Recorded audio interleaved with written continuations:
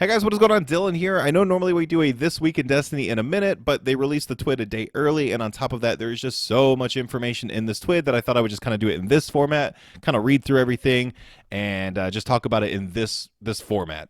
Next week, we'll probably go back to the old format where I do the TWID in a minute. This one's going to be a little bit longer just because there is so much information. So, starting off here, we have our next collaboration, which is going to be The Witcher, and honestly, this is probably some of the best armor sets that I've seen them do in a collaboration. Normally, there's like one class that I'm like, it's okay. But this one, every single one looks amazing. That'll be available in the Eververse store starting season 23 next week, November 28th. We also going to look into the new artifact mod, which they do mention focuses on Solar, Strand, and Stasis. Big focus on rocket launchers with ignitions and shatter. Could mean that chill clip is getting some kind of resurgence. So I will probably be doing a chill clip video in the future, comparing it to the prior damage. Here's a list of all the different mods that they are offering. So I'll kind of slowly scroll through here. If you want to read through those, pause the video or do whatever. But you can see here like overload rocket launchers. I believe there's one down here for rocket launchers. Like rocket launchers are predominantly featured in this.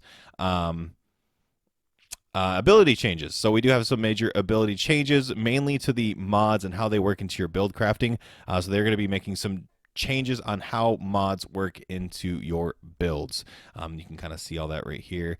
We believe that powerful abilities need to come at a meaningful cost to the player to force difficult decisions about what fits best to their build.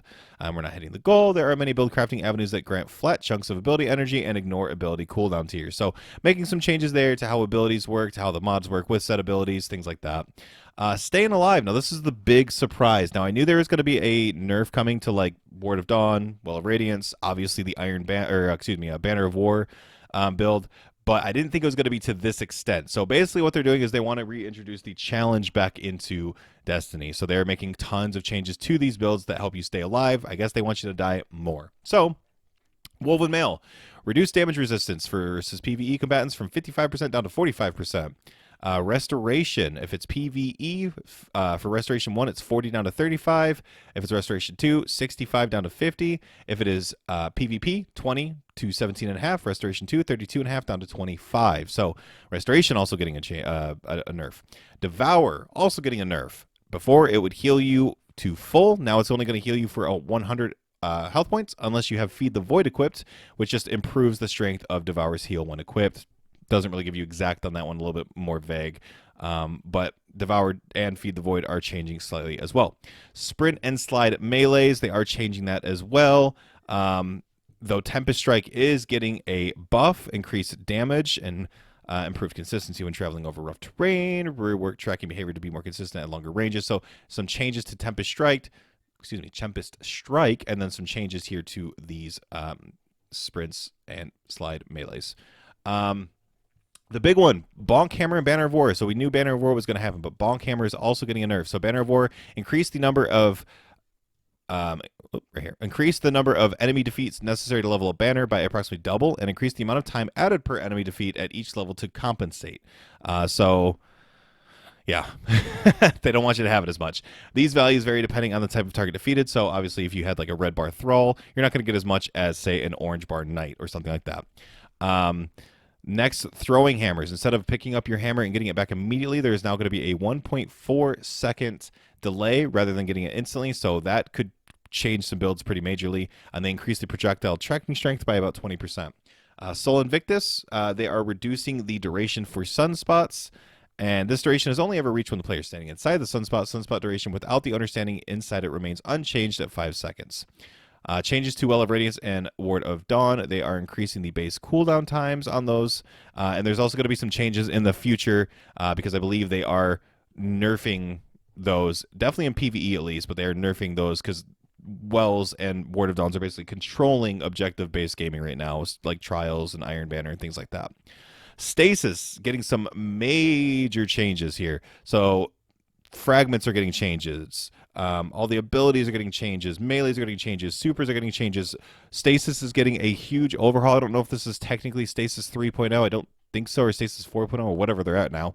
But Stasis is getting a major overhaul and is actually going to be pretty dang good coming next season. So I'll scroll through this if you want to look at all the different different things here.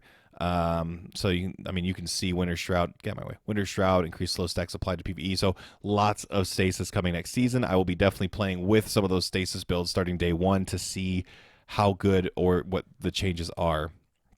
So I'm going to keep going through it. So even like the grenades, Cold Snap Grenade, Glacier Grenade, those are all getting changed. Now here's a big one I want to highlight real quick.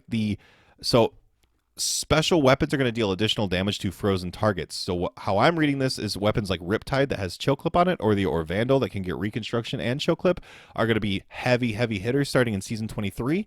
Luckily as well, we'll also be able to focus that Orvandal starting in Season 23 as well. So look out for that, because I think that weapon is going to be a heavy hitter starting in Season 23. Moving on down, we got some changes to exotic armor and armor mods. So for the Hunter, Shards of Galanor, Throwing Knife kills now grant super energy, ranging from 2.5% and 5% depending on the type of enemy killed. Ophidius Spaiths are getting updated, Stompies are getting updated, Mechaneers Trick Sleeves are getting updated, the Bombardiers, Triton Vice, Celestial Nighthawk, all of these are getting changed for the Hunter, which again, I'm going to make a mental note of this and go through and kind of see how good these perks are now as well. The Titan getting Severance Enclosure, Peregrine Greaves, Wormgod Caress, Ashen Wake, Syntheseps, and Precious Scars. These are all getting some changes as well. Leave that up here for a second. But those exotics are changing as well. And then I believe, Wormgod is just getting a straight up rework. So Warlock, Bellador's Wrathweavers, Apotheosis Veil, Fellwinter's Helm, Carnosine Armlets, and Cult with all their different sects. That is also getting changed as well. And again, I'll probably be looking into this deeper as soon as the new season drops, doing comparison videos or just checking out the new perks on these exotics and seeing how they are. For the armor mod changes, Heavy-Handed Firepower Reaper getting some changes, Melee Kickstart, Grenade Kickstart, and Utility Kickstart getting some changes. So all of these, Outreach Bomber Distribution, all these are getting some changes as well. We have the Fire Team Finder next season. I believe here it mentions it's only going to be for raids to start off with. Starting November 30th, players will have access to the first public raid stress test of the new group finding tool. So slowly kind of implementing this to see how it works. But we are getting a Fire Team Finder starting next season. And then I think everything else is just some cutscene stuff. And they have a new sale going on here. And yeah, that's really it. So lots of information. What I would say is definitely look out for some stasis builds. Pay attention to these changes on these exotics and how you want to implement those into those builds. And then also the upcoming mod changes as well. I would definitely day one try to focus on getting a good Orvandal roll, but with Recon and Chill Clip is what I'd look at. And then pull out those Chill Clip rocket launchers that you had and see how those are as well with some of these new mods from the artifacts this upcoming season. So that's all I got for you guys. Let me know what y'all think. Let me know if you want me, if there's any area into this TWID you want me to explore deeper. I'm going to be doing some future videos as far as the new stuff in season 23 and seeing how it's different or how it varies. So let me know in the comments below. Leave a like, subscribe, all that stuff. Love you guys. Talk to y'all later. Bye.